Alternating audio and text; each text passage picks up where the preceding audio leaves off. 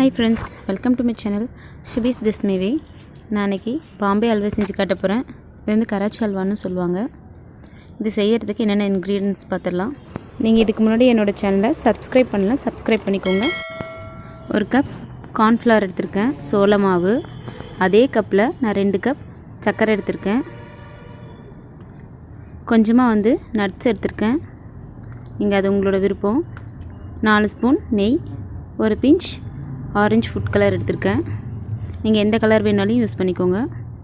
எடுத்து வச்சுக்கிற கார்ன்ஃப்ளவர் மாவை நான் வேறு ஒரு பவுலுக்கு மாற்றி கலந்து வச்சுக்கிறேன்.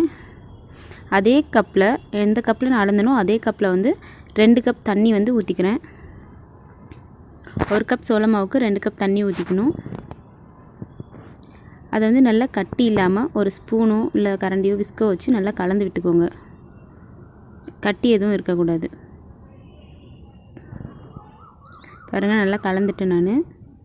இப்போ நான் ஒரு பேன் வச்சுட்டு அதில் நான் எடுத்து வச்சுருக்கிற அந்த 2 கப் சுகரை வந்து சேர்த்திக்கிறேன். உங்களுக்கு ரொம்ப சுகர் அதிகமாக வேணும்னு நினச்சிங்கன்னா இன்னொரு 1/2 கப் எக்ஸ்ட்ரா போட்டுக்கலாம். 2 கப் சுகருக்கு நான் 2 கப் தண்ணியும் ஊற்றிக்கிறேன். இந்த அளவில் செஞ்சிங்கன்னா உங்களுக்கு கரெக்டாக வரும். சர்க்கரை நல்லா கரையணும்.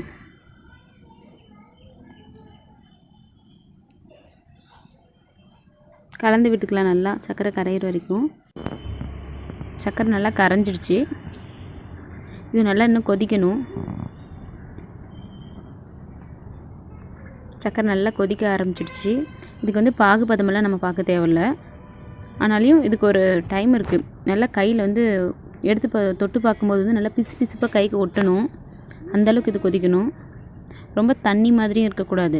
கைக்கு ஒட்டும்போது நல்லா திக்காக கைக்கு வந்து பிசு பிசுப்பாக ஒட்டுற அளவுக்கு நம்ம காய்ச்சிக்கலாம். எனக்கு அந்த மாதிரி கொதிச்சிருச்சு. இப்போ நான் வந்து கரைச்சி வச்சுருக்கிற இந்த கார்ன்ஃப்ளவர் மாவை வந்து சேர்த்து நல்லா கலந்து விட்டுடுறேன். இது செய்யும்போது நம்ம வந்து கைவிடாமல் கிண்டிகிட்டே இருக்கணும். நல்லா கலந்து விட்டுடலாம். நான் கைவிடாமல் கிண்டிகிட்டே இருக்கிறேன். ஏன்னா அது வந்து சீக்கிரமாகவே திக்காயிரும், கூழ் மாதிரி. பாருங்கள், திவலையாக ஆகிடுச்சு பாருங்கள். இப்போ கூழ் மாதிரி அப்படியே கிண்டிகிட்டே இருக்கணும். கொஞ்சம் நேரத்தில் வந்து நல்லா திக்காக மாறிடும்.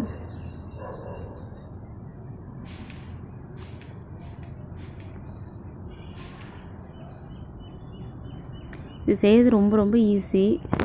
ஒரு 15 மினிட்ஸ்லேயே நம்ம இதை செஞ்சு முடிச்சிடலாம். நீங்கள் ஃபஸ்ட் டைம் ட்ரை பண்ணுறதா தாராளமாக இந்த நான் சொன்ன அளவில் ட்ரை பண்ணுங்கள். பாருங்கள், நல்லா திக்காக மாறிடுச்சு கார்ன்ஃப்ளவர். இந்த அளவுக்கு நம்ம தண்ணி ஊற்றினா தான் இது நல்லா வெந்து வரும் அல்வா, மாவு மாதிரி இல்லாமல்.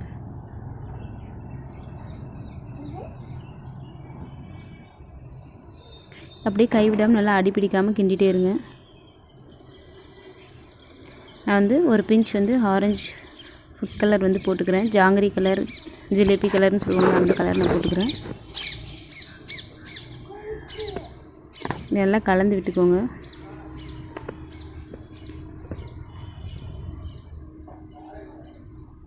சைடில் நான் ஒட்டாமல் நம்ம நல்லா கிண்டிகிட்டே இருக்கணும். நான் எடுத்து வச்சுருக்கிற நெய்யை வந்து ஒவ்வொரு ஸ்பூனாக போட்டு கிளறி விட்டுடுறேன். நம்ம வந்து எடுத்து வச்சுருக்க நெய்யை ஒன்றா போட வேண்டாம், ஒவ்வொரு ஸ்பூனாக போட்டு கொஞ்சம் கொஞ்சமாக வந்து கிளறலாம். அல்வாவை பொறுத்த வரைக்கும் நல்லா கிண்டிகிட்டே இருக்கணும். அப்போ தான் அதோட இது மாறும் நல்லா.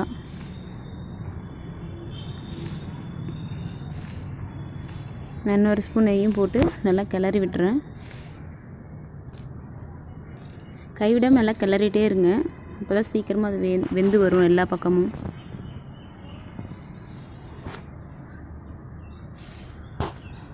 ஓரளவுக்கு அடியில் பாத்திரத்தில் ஒட்டாத அளவுக்கு இது வந்து வெந்து வந்துருச்சு. இன்னும் ஒரு 10 மினிட்ஸ் நல்லா நம்ம வேக விடலாம். இதை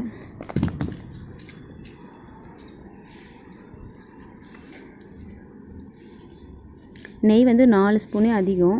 ரொம்பலாம் நெய் தேவைப்படாது இதுக்கு. உங்களுக்கு கொஞ்சம் ரிச்சாக வேணும்னா நெய்யோட டேஸ்ட் வந்து ஒரு 5 ஸ்பூன் போட்டுக்கோங்க போதும். அல்வா நல்லா வேக ஆரம்பிச்சிருச்சு. இப்போவே பாருங்கள், நல்லா வந்து அல்வா வெந்து வந்துருச்சு. 90% வந்து நல்லா குக் ஆகிடுச்சு. இந்த ஸ்டேஜில் வந்து நான் வந்து நட்ஸ் வந்து எடுத்து வச்சுருக்க நட்ஸ் வந்து போட்டுக்கிறேன். நட்ஸ் வந்து உங்களோட விருப்பம் தான், நீங்கள் எந்த நட்ஸ் வேணாலும் போட்டுக்கலாம். நான் வந்து பாதாம் போட்டிருக்கேன், நீங்கள் முந்திரி போட்டிங்கன்னா இன்னும் நல்லாவே இருக்கும். எல்லாத்தையும் போட்டு நல்லா கிண்டி விட்டுடலாம். அல்வா நல்லா வெந்து வந்துடுச்சு. நான் கடைசியாக ஒரு ஸ்பூன் நெய் போட்டு ஸ்டவ் ஆஃப் பண்ணிடுறேன். நெய் போட்டு நல்லா கலந்து விட்டுருங்க. இந்த ஸ்டேஜில் அவ்வளோதான், நான் ஸ்டவ் ஆஃப் பண்ணிவிட்டு இதை வந்து ஒரு பிளேட்டுக்கு வந்து ட்ரான்ஸ்ஃபர் பண்ணிடுறேன். ஒரு பிளேட்டில் வந்து நான் நல்லா நெய்யை போட்டு சுற்றி வந்து தடவி வச்சுருக்கேன். நீங்கள் ட்ரே இருந்தால் கூட அதில் போட்டுக்கலாம். இதில் கொட்டி நல்லா வந்து அல்வா வந்து ஆற விட்டுறணும். அது ஆறின பின்னாடி நல்லா டைட்டாக மாறிடும். இது இப்போ ரொம்ப சூடாக இருக்குது, நல்லா ஆற விட்டுடலாம். அது பாருங்கள் நல்லா ஆறிடுச்சு. நான் இதை வந்து கட் பண்ணிவிட்டு உங்களுக்கு காட்டுறேன். பாருங்கள் நான் கட் பண்ணிட்டேன், நல்லா வந்திருக்கு. நீங்களும் ட்ரை பண்ணி பார்த்துட்டு எப்படி இருக்குன்னு கமெண்ட் பண்ணுங்கள். நீங்கள் இதுக்கு முன்னாடி என்னோடய சேனலை சப்ஸ்கிரைப் பண்ணிக்கோங்க. Thank you friends.